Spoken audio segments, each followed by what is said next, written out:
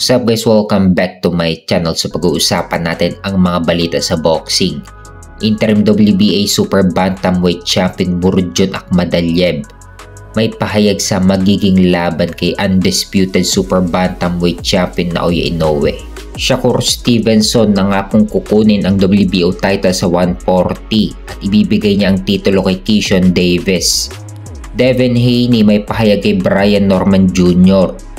at mga boxers na pumili kung sino kila Canelo Alvarez at Terence Crawford ang mananalo.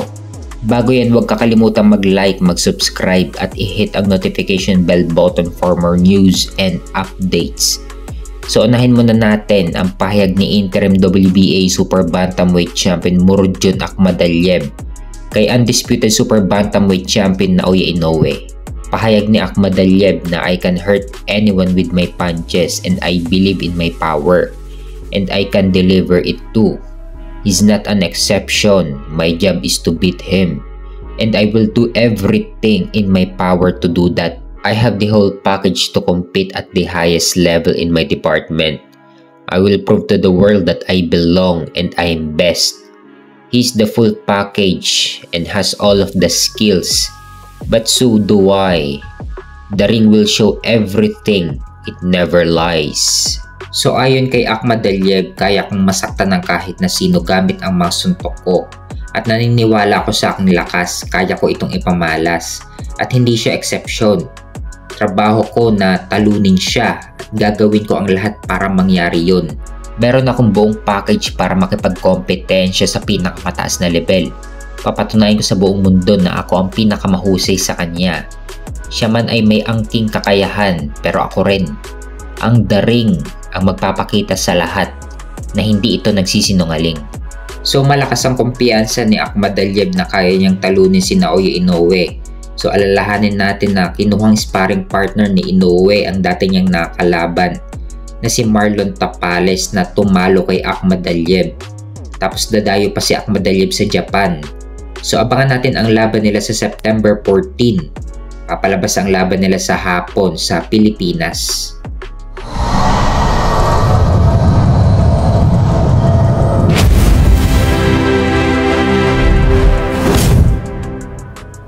Sa kabilang banda naman, WBC Lightweight Champion Shakur Stevenson sinabing aakyat siya sa 140 upang i-dethrone o talunin si WBO Super Lightweight Champion Teofimo Lopez at ibabakante niya agad ang titulo at ibibigay niya ito sa kaibigan niya na si Keyshawn Davis. Kung matatandaan, nag-overweight si Keyshawn Davis sa magiging laban sana niya kay Edwin De Los Santos. Kaya tinanggal kay Keyshawn Davis ang kanyang WBO Lightweight title niya. At ngayon balak ni Shakur Stevenson na kunin ang WBO Super Lightweight title ni Teofimo Lopez. At ibabakante niya agad ito para si Keyshawn Davis ang mapapalaban para sa vacant title. So ang tanong dito, kung interesado ba si Teofimo Lopez na makalaban si Shakur Stevenson? Alam naman nating lahat na iniiwasan ng lahat at kahit si WBA Lightweight Champion Tank Davis, ayaw na labanan itong si Shakur Stevenson dahil boring itong lumaban. So hindi na rin ako magugulat kung pati si Teofimo Lopez ay ayaw na ring labanan itong si Shakur Stevenson dahil boring fighter ito at tatakbuhan ka lang sa loob ng ring.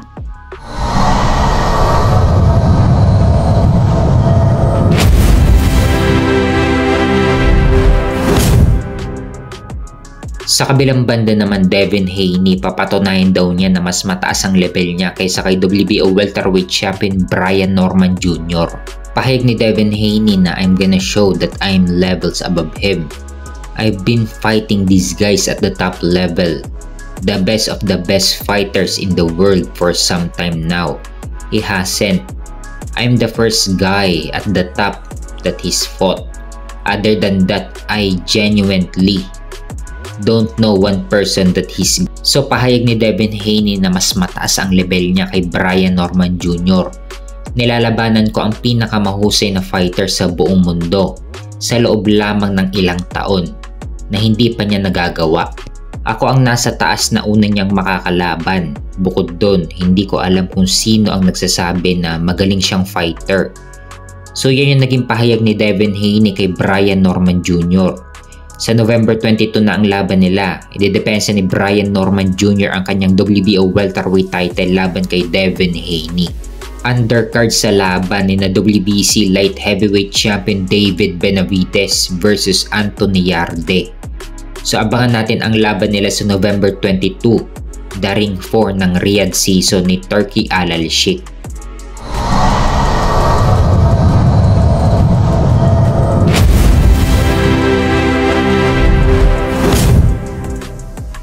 Sa kabilang banda naman ang dalawa sa pound for pound rankings na sina undisputed super middleweight champion Canelo Alvarez versus the WBA super welterweight champion Terence Crawford ay magharap na sa September 13 sa Las Vegas, Nevada.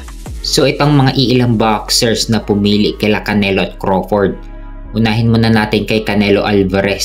So ang mga pumili kay Canelo sina Veril Ortiz, Miguel Cotto, Joe Calzaghe, Ricky Hatton, Marco Antonio Barrera at si Sugar Shane Mosley. So ang mga pumili naman kay Terence Crawford ay sina Amir Khan, Shakur Stevenson, Sean Porter, O'Shaquie Foster, Claressa Shields at si Brian Norman Jr. So mapapansin ang mga pumili kay Canelo yung mga veterano, mga Hall of Fame at mga international boxers, samantalang yung mga pumili naman kay Crawford ay yung mga bagitong boxers at mga kababayan niya na taga-US, maliban na lang kay Amir Khan na taga-UK. Para sa inyo mga tol, kaya bang i-knock out ni Crawford si Canelo? Kung matatandaan, lahat ng laban ni Crawford sa 147 sa welterweight, tinapos lahat ito ni Crawford via TKO at knockout.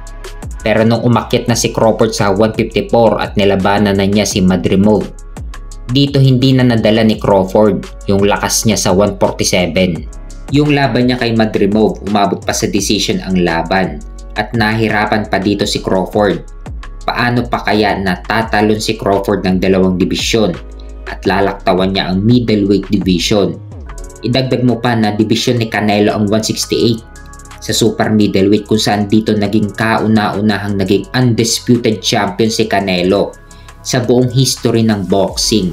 Idagdag mo pa na matigas ang panga ni Canelo, alalahanin natin na hindi pa bumabagsak si Canelo sa buong boxing career niya. Talagang proven na talaga ang panga niya. So sa katayuan ngayon ni Crawford, ano kaya ang gagawin niya para ma-knockout niya si Canelo? Ang nakikita ko kasi dito, ang pag-asa lang talaga ni Crawford na manalo ay daanin sa puntos si Canelo by decision. Habang si Canelo naman may posibilidad na kaya niyang patumbahin si Crawford.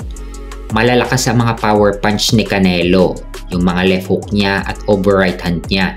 At idagdag mo pa na volume puncher ang mga banat ni Canelo. Dito mape-pressure ng husto si Crawford. Dito kasi sa laban nila advantage lahat ito ni Canelo sa 168 sa super middleweight. Si Crawford ang umakyat sa division ni Canelo. Idagdag mo pa na no rehydration clause. From 168 pwede pang magpalobo ng husto si Canelo. Habang si Crawford naman from 154 kailangan pa niyang magpalaki para maabot niya ang 168. Si Canelo lumobo na ng husto, si Crawford naman sagad na siya sa 168. Hindi ko masasabi kung madadala pa ba ni Crawford yung lakas niya sa 168 sa super middleweight. So sa ngayon, ang prediction ko dito 60-40, Canelo by decision. Kasi itong mga huling laban ni Canelo, hindi na siya masyadong nakaka-knockout at puro umabot na sa decision yung mga laban niya. Pero sanay na si Canelo na lumaban sa buong 12 rounds, samantalang si Crawford naman, tinapos niya sa TKO at knockout yung mga kalaban niya. Babago lang last year na umabot sa decision ang laban niya kay Israel Madrimov.